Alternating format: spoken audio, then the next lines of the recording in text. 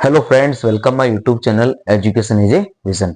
आइए दोस्तों, स्वागत है आपका हमारे जनरल नॉलेज फाउंडेशन बैच पर। तो हम चर्चा कर चुके थे दोस्तों कि हमने एक जनरल नॉलेज जीके का फाउंडेशन बैच चलाया है यहाँ पर हिस्ट्री, जियोग्राफी, पॉलिटिकल, कॉन्स्टिट्यूशन और करंट अफेयर्स इनके लिए।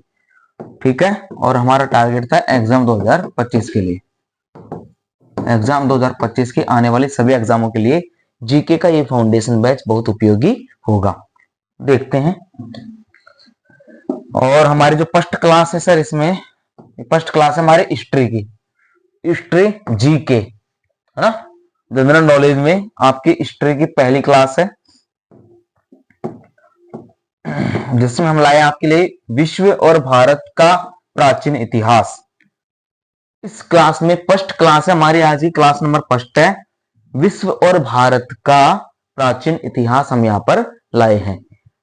ठीक है, और इसमें हम आपको पढ़ाने वाले हैं आज पृथ्वी का इतिहास।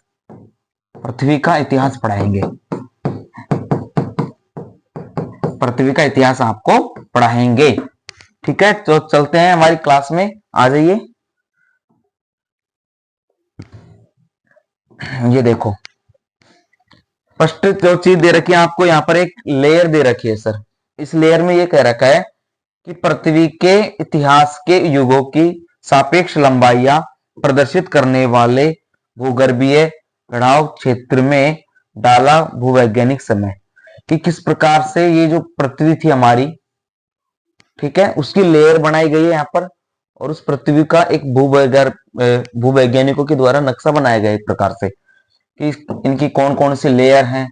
ठीक है, उन लेयरों के बारे में बता रखा है यहाँ पर सब कुछ, कितना पुराना है, कितनी गहराई में है, उन सब चीजों के बारे में यहाँ पर डिटेल में जानकारी आपको दी गई है। और इन सब चीजों को अब हम यहाँ पर थ्योरेटिकल रूप से भी पढ़ेंगे, ये जो यहाँ पर इनके बारे में दर्शाया गया है। चलिए शुरुआत करते हैं।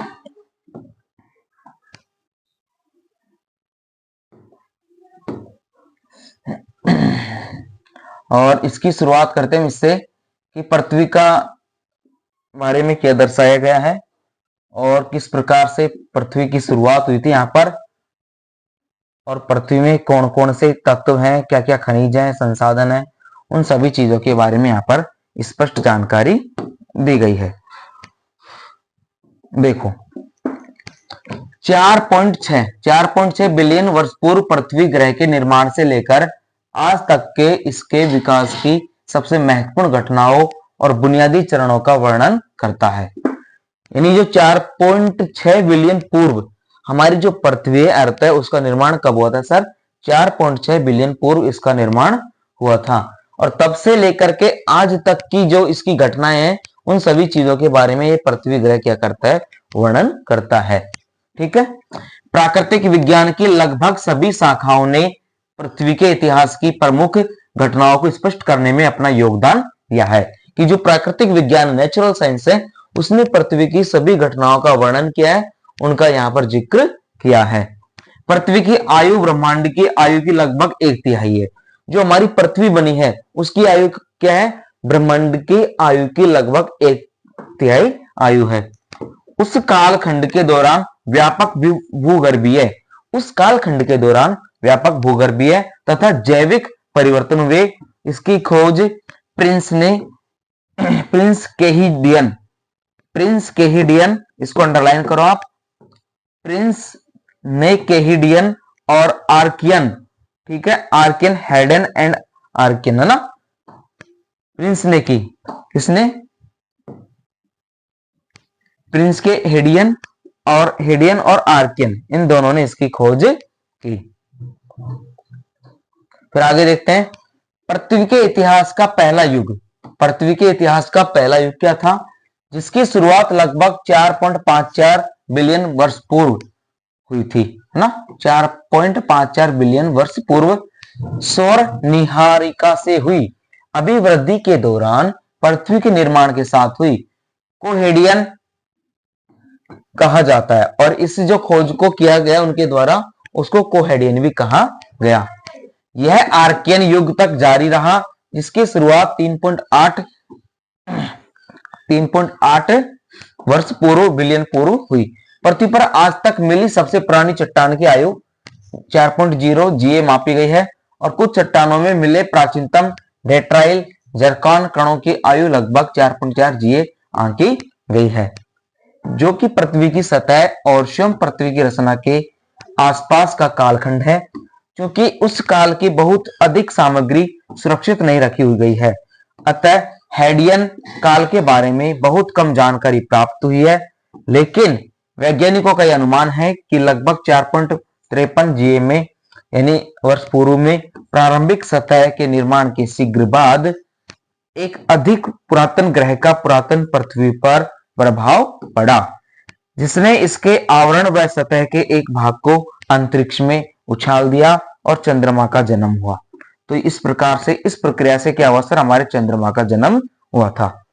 यानी जो ग्रह थे पृथ्वी के, उनमें से एक ग्रह का टूटा उसमें से पृथ्वी के ग्रह में से और उसको उस सौर मंडल में ब्रह्मांड में उछाल दिया, जिससे इस चंद्रमा का निर्माण हुआ।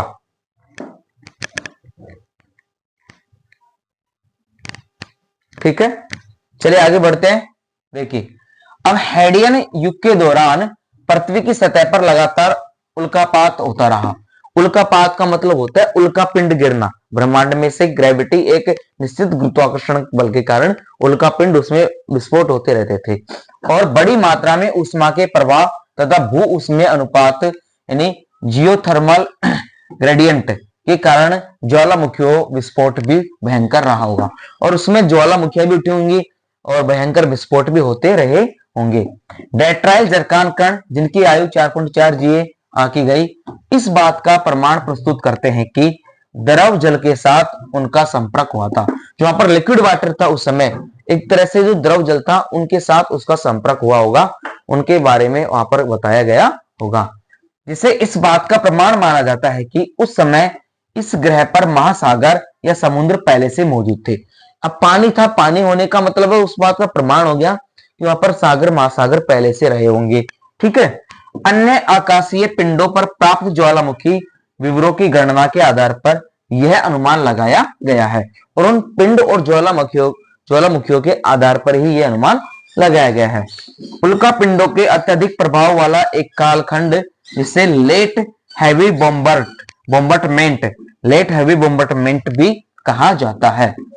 और उल्का पिंड के अत्यधिक प्रभाव वाला एक कालखंड यानी सबसे ज्यादा जिस कालखंड में उल्का पिंड प्रभावित थे, उल्का पिंड आए थे, उस कालखंड को लेट हैवी बॉम्बटमेंट भी कहा जाता है।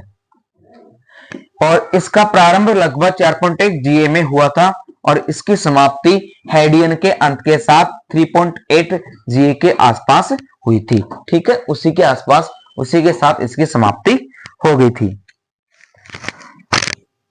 आगे बढ़ते हैं। अब आर्कियन के युग के बारे में हम यहां पर चर्चा करते हैं कि आर्कियन के युग क्या था। आर्कियन युग के प्रारंभ तक पृथ्वी पर्याप्त रूप से ठंडी हो चुकी थी। अब जो हेडियन था उसके युग में तो देखो ज्वालामुखियां फटी, सागर महासागरों में से ज्वालामुखियां फटी थी, वहां पर भूकंप आए थे, है ना, और उल्का पिंडों की बरसात हुई थी, तो पृथ्वी एक तरह से गर्म हो चुकी थी, लावा बन चुका था हेडियन के अंत तक। ठीक है, अब आर्कियन के युग की बारी आती है। आर्कियन के युग के प्रारंभ तक पृथ्वी पर्याप्त रूप से ठंडी हो चुकी थी। आर्कियन के वातावरण जिसमें ऑक्सीजन तथा ओजोन परत मौजूद नहीं थी और उस समय उस युग में ऑक्सीजन की भी इतनी मात्रा नहीं थी पृथ्वी पर। ठीक है, और ना ही पृथ्वी के आसपास पृथ्वी की सतहों पर ओजोन लेयर बनी थी। आर्कियन के वातावरण की रचना के कारण वर्तमान जीव जंतु में से अधिकांश का अस्तित्व असंभव रहा होगा और यानी आर्कियन के युग में भी जीव जंतुओं का उस समय संभव नहीं थे, जीवन यापन संभव नहीं था, ना जीव जंतु बने थे। इसके बावजूद ऐसा माना जाता है कि आर्कियन युग के प्रारंभ काल में ही प्राथमिक जीवन की शुरुआत हो गई थी और कुछ संभावित जीवाश्म की आयु लगभग 3.5 जीए आंकी गई है। हालांकि कुछ शोधकर्ताओं का अनुमान है कि जीवन की शुरुआत शायद प्रारंभिक हेडियन काल के दौरान लगभग 4.4 जीए में पूर्व हुई होगी, लेकिन कुछ शोधकर्ताओं का यह भी मानना है कि जो जीवन की खोज थी वो हेडियन के युग से शुरुआत हो गई थी। कुछ ऐसी जगहों पर, क्षेत्रों पर अवशेष मिले होंगे, उनके अनुसार उन्होंने इस शोध को आगे बढ़ाया। और पृथ्वी की सतह के नीचे हाइड्रोथर्मल छिद्रों में रहने के कारण वे संभावित लेट हैवी बॉम्बर्टमेंट काल में उनका अस्तित्व बचा सका और इस कारण वो उस समय बच गए होंगे। अब ये देखो, ये दे रखा है हमें सौरमंडल की उत्पत्ति कि प्रोटोप्लेनेटरी डिस्क का एक कलाकार की छाप, एक किसी कलाकार ने ये छाप की थी इस डिस्क की। ये जो हमारा सौरमंडल है, ठीक है, ये पूरा एक सौरमंडल है, ब्रह्मांड है, ये गैलेक्सी है और इस गैलेक्सी में एक हमारी पृथ्वी भी इस तरह से, ये हमारा ब्रह्मांड है और इस ब्रह्मांड को क्या कहते हैं, हमारा मिल्की वे। मिल्की वे इस ब्रह्मांड को कहा जाता है जिसमें बहुत सारी गैलेक्सियां हैं और उन गैलेक्सियों में एक हमारा ब्रह्मांड है और उसी ब्रह्मांड में हमारा ग्रह क्या है, पृथ्वी यहां पर दिया गया है। ठीक है, चलिए आगे बढ़ते हैं। अब बात आती है वहां पर सौरमंडल की। देखो सौरमंडल जिसमें पृथ्वी भी शामिल है, सौरमंडल जिसमें पृथ्वी शामिल है। सौरमंडल का मतलब सूर्य, सूर्य का मंडल और सूर्य हमारी पृथ्वी का उपग्रह है। सौरमंडल का निर्माण अंतरतारकीय धूल तथा गैस के कणों से हुआ, इसे सौर निहारिका कहा जाता है। और सौरमंडल के एक घूमते हुए बादल से हुआ का निर्माण, एक घूमते हुए बादल से हुआ जो कि आकाश गंगा के केंद्र का चक्र लगा रहा था। आकाश गंगा में उल्का पिंड जो थे वो धूल के कण थे और आग ज्वालाओं के कण, और वे कण मिलकर के, धूल गैस कण मिलकर के एक नए पिंड का निर्माण कर लिया, एक आग के गोले का निर्माण कर लिया, इसको सूर्य कहा गया। ठीक है, यह बिग बैंग 13.7 जीए के कुछ ही समय बाद निर्मित हाइड्रोजन व हीलियम तथा अभिनव तारों द्वारा उत्सर्जित भारी तत्वों से मिलकर बना था। हाइड्रोजन और हीलियम गैस की मात्रा इसके अंदर बहुत अधिक थी और बिग बैंग के दौरान ऐसा हुआ था। लगभग 4.6 जीए में संभवतः किसी निकटस्थ अभिनव तारे की आक्रामक लहर के कारण सौर निहारिका के सिकुड़ने की शुरुआत हुई थी। संभव यह है कि इस तरह की किसी आक्रामक तरंग के कारण ही निहारिका के घूमने व कोणीय आवेग प्राप्त करने की शुरुआत हुई हो।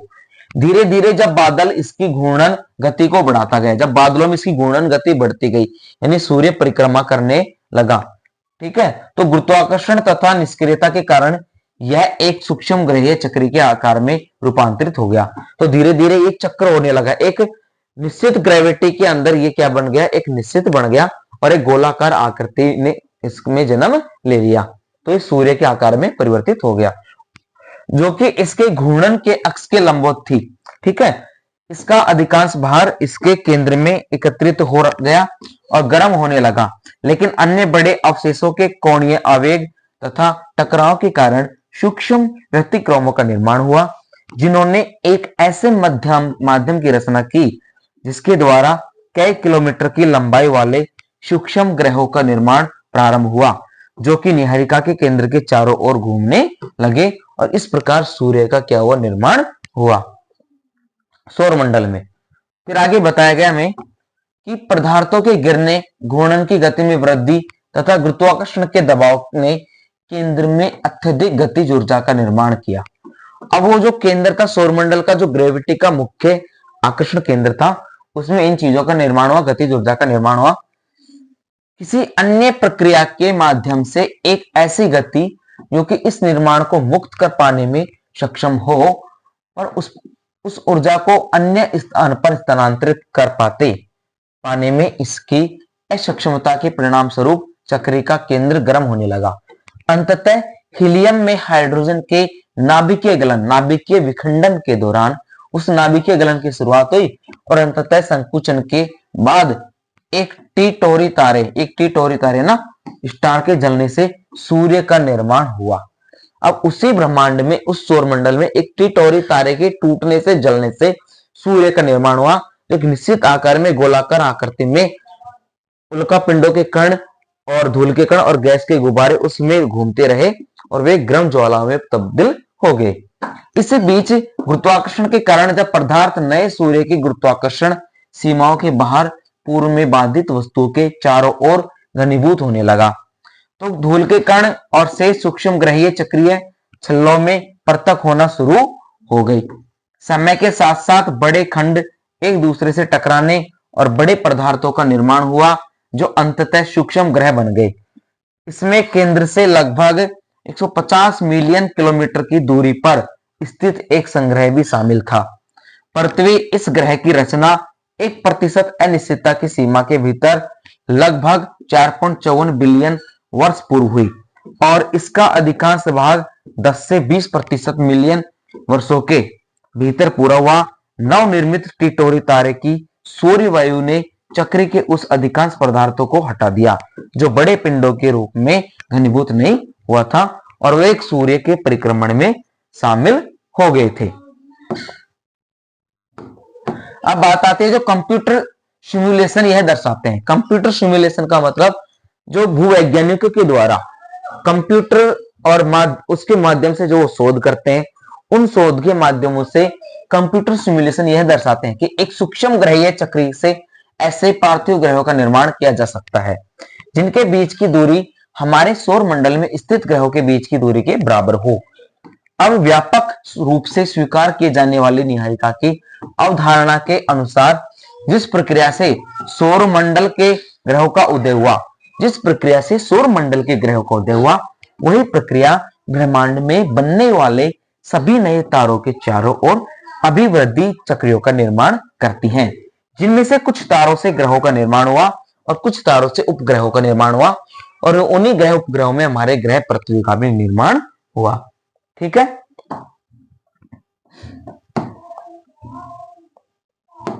अब बात आती है कि पृथ्वी के केंद्र तथा पहले वातावरण की उत्पत्ति।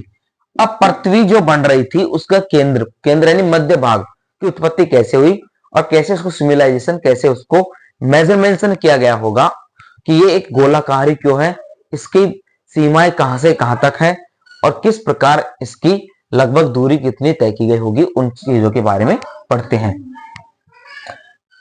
पुरातन पृथ्वी का विकास अभिवृद्धि से तब तक होता ही रहा जब तक कि सूक्ष्म ग्रह का आंतरिक भाग पर्याप्त रूप से इतना गर्म नहीं हो गया कि बाहरी लौह धातुओं को पिघला सके।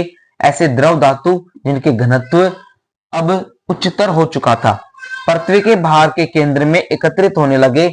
इस तथाकथित लौह प्रलय के परिणाम स्वरूप एक पुरातन आवरण तथा एक धातु का केंद्र पृथ्वी के निर्माण के केवल 10 मिलियन वर्षों में ही पृथक हो गए, जिससे पृथ्वी की स्तरीय संरचना बनी और पृथ्वी के चुंबकीय क्षेत्र का निर्माण हुआ। चुंबकीय क्षेत्र का निर्माण होने का मतलब है एक निश्चित गुरुत्वाकर्षण बल उस पर आकर्षित होने लगा। अब पुरातन ग्रह पर पदार्थों के संचरण के दौरान गैसीय सिलिका के एक बादल ने अवश्य ही पृथ्वी को घेर लिया होगा, जो बाद में इसकी सतह पर ठोस चट्टानों के रूप में घनीभूत हो गया। अब इस ग्रह के आसपास सौर निहारिका के प्रकाशीय एटमोफाइल तत्वों, जिनमें से अधिकांश हाइड्रोजन व हीलियम से बने थे, उनका एक प्रारंभिक वातावरण शेष रह गया, लेकिन सौर वायु तथा पृथ्वी की ऊष्मा ने इस वातावरण को दूर हटा दिया होगा। जब पृथ्वी की वर्तमान त्रिज्या में लगभग 40% की वृद्धि हुई तो इसमें परिवर्तन हुआ और गुरुत्वाकर्षण ने वातावरण को रोककर रखा, जिससे पानी भी शामिल था और उस पानी के कारण वहां पर क्या बने थे, बड़े बड़े सागर महासागर पृथ्वी पर बने होंगे। ठीक है। अब इसका मुख्य आलेख क्या है, हम इसके मुख्य बारे में क्या पढ़ेंगे कि चंद्रमा की उत्पत्ति एवं विकास तथा विशाल संगत अवधारणा, कि चंद्रमा की उत्पत्ति पृथ्वी के साथ कैसे हुई थी। ठीक है, उन चीजों के बारे में भी यहाँ पर हम चर्चा करेंगे। देखिए, पृथ्वी का अपेक्षाकृत बड़ा प्राकृतिक उपग्रह चंद्रमा। पृथ्वी का अपेक्षाकृत सबसे बड़ा प्राकृतिक जो उपग्रह है वो चंद्रमा है। ये एक क्या है, अद्वितीय, यूनिक है। क्या है, यूनिक है। अपोलो कार्यक्रम के दौरान चंद्रमा की सतह से चट्टानों के टुकड़े पृथ्वी पर लाए गए। ठीक है, चंद्रमा की सतह से चट्टानों के टुकड़े पृथ्वी पर लाए गए। कौन से कार्यक्रम के दौरान, सर इसको अंडरलाइन करना, अपोलो कार्यक्रम के दौरान। ठीक है, इन चट्टानों की रेडियोमेट्रिक डेंटिंग से यह पता चला कि चंद्रमा की आयु 4527 10 मिलियन वर्ष है, प्लस माइनस 10, यानी इतना हो सकता है। ठीक है, जो कि सौर मंडल के अन्य पिंडों से लगभग 30 से 55 मिलियन वर्ष कम है। सौर मंडल के अन्य पिंडों से लगभग 30 से 55 मिलियन वर्ष कम है। फ्रिज पे रख दे। नए प्रमाणों से यह संकेत मिलता है कि चंद्रमा का निर्माण शायद और भी बाद में सौर मंडल के प्रारंभ के 4.48 या प्लस माइनस 0.2 फ्रीज पे जीए फ्रीज पे 70 से 110 एमए मिलियन वर्ष बाद हुआ होगा। एक अन्य उल्लेखनीय विशेषता चंद्रमा का अपेक्षाकृत कम घनत्व है, जिसका अर्थ अवश्य ही यह होना चाहिए कि इनमें से एक बड़ा धातु का केंद्र नहीं है।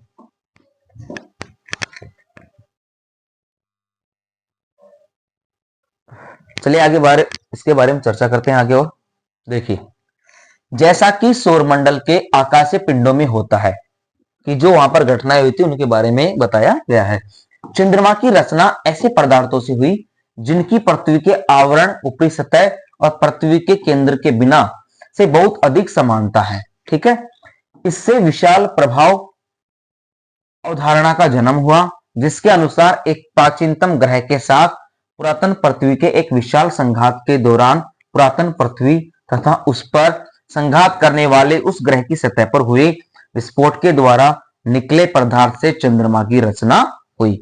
तो जो पृथ्वी के जो विस्फोट हुए थे उन्हीं से चंद्रमा का क्या हुआ था, निर्माण हुआ था, उसी ब्रह्मांड में से।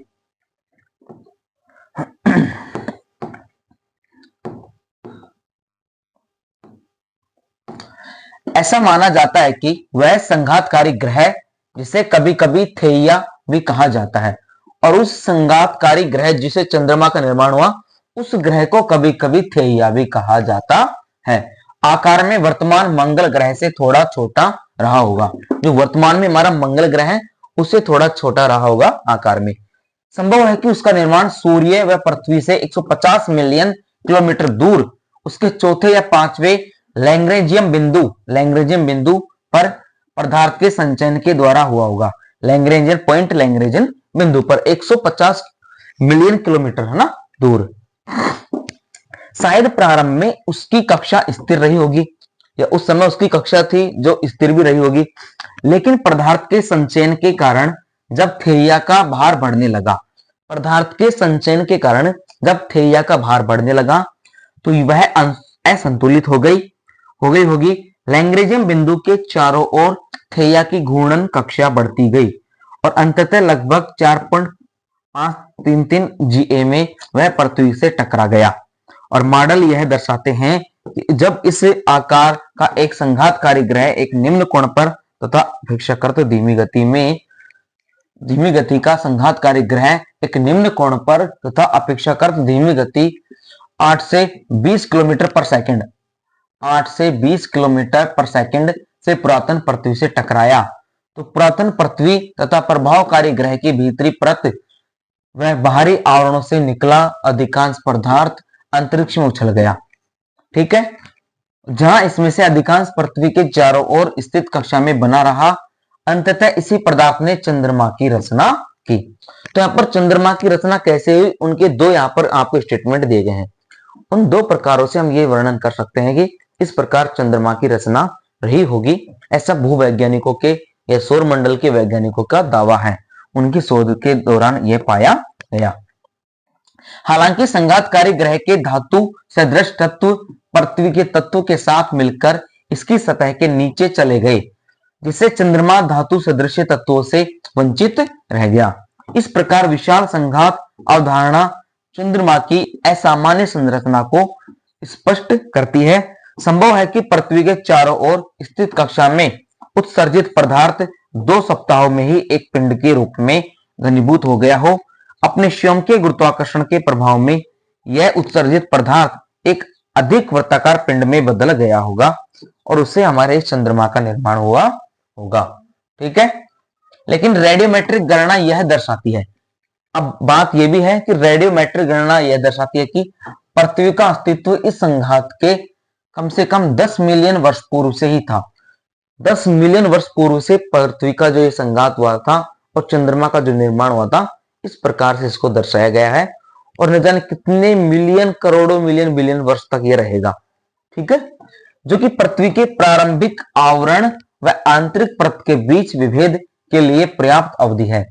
इसके बाद जब संघात हुआ तो केवल ऊपरी आवरण के पदार्थ का ही उत्सर्जन हुआ। तथा पृथ्वी के आंतरिक आवरण में स्थित भारी साइड्रोफाइल तत्व इससे अछूते ही रहे। युवा पृथ्वी के लिए इस संघात के कुछ परिणाम बहुत महत्वपूर्ण थे। इससे ऊर्जा की एक बड़ी मात्रा निकली, जिससे पृथ्वी व चंद्रमा दोनों ही पूरी तरह क्या हो गए, पिघल गए। इस संघात के तुरंत बाद पृथ्वी का आवरण अत्यधिक संवाहक था।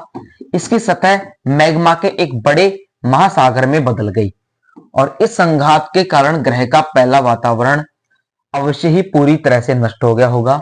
यह भी माना जाता है कि इस संघात के कारण पृथ्वी के अक्ष में भी परिवर्तन हो गया और इससे 23.5 डिग्री का अक्षीय झुकाव उत्पन्न हुआ, जो कि पृथ्वी पर मौसम के बदलाव के लिए जिम्मेदार है। ग्रह की उत्पत्तियों के एक सरल मॉडल का अक्षीय झुकाव 0 डिग्री रहा होगा और इसमें कोई मौसम नहीं रहे होंगे। ठीक है, इसने पृथ्वी के घूमने की गति भी बढ़ा दी होगी और इससे पृथ्वी की गति भी बढ़ गई होगी और पृथ्वी जो रोटेट हो रही है, हम कहते हैं ना, पृथ्वी सूर्य और चंद्रमा अपने अक्ष पर घूर्णन कर रही है। एक तरफ सूर्य एक तरफ चंद्रमा है और उस घूर्णन के कारण ही ये जो दिन रात का फेर बनता है। ठीक है,